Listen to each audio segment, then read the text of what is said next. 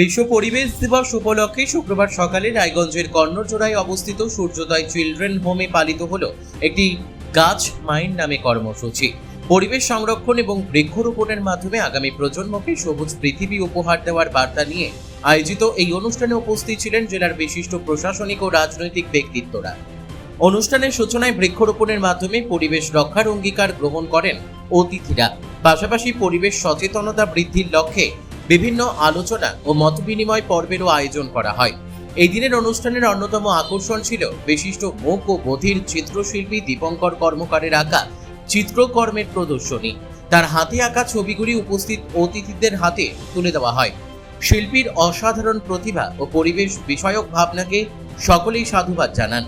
অনুষ্ঠানে উপস্থিত ছিলেন পশ্চিমবঙ্গ সরকারের প্রতিমন্ত্রী কৌশিক চৌধুরী, করণদিঘির বিধায়ক তথা প্রতিমন্ত্রী বিরাজ বিশ্বাস, হেমতাবাদের বিধায়ক হরিপদ বর্মন, উত্তর দিনাজপুরের জেলা শাসক বিবেক কুমার, রায়গঞ্জ বন বিভাগের আধিকারিক ভূপেন বিশ্বকর্মা, মহকুমা শাসক তন্ময় ব্যানার্জি, ডক্টর শান্তনু দাস, অতনু বন্ধু লাহিড়ী সহ জেলার একাধিক বিশিষ্ট ব্যক্তি। বক্তারা তাদের বক্তব্যে পরিবেশ রক্ষায় বৃক্ষরোপণের গুরুত্ব তুলে ধরেন এবং প্রত্যেক নাগরিককে অন্তত একটি করে গাছ লাগিয়ে তার পরিচর্যার দায়িত্ব নেওয়ার আহ্বান জানান। অনুষ্ঠানে উপস্থিত শিশু ও স্থানীয় বাসিন্দারাও পরিবেশ রক্ষার এই উদ্যোগে সামিল হন।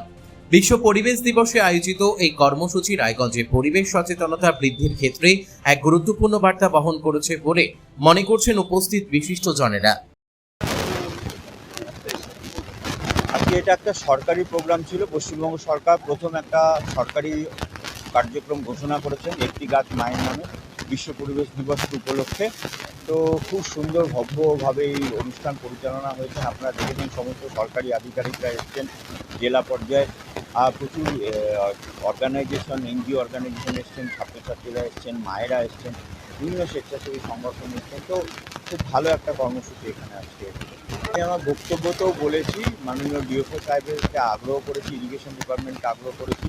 কুলিক নদী এখানে রায়গঞ্জ বিধানসভা এলাকার একটি বড় প্রাণকেন্দ্র।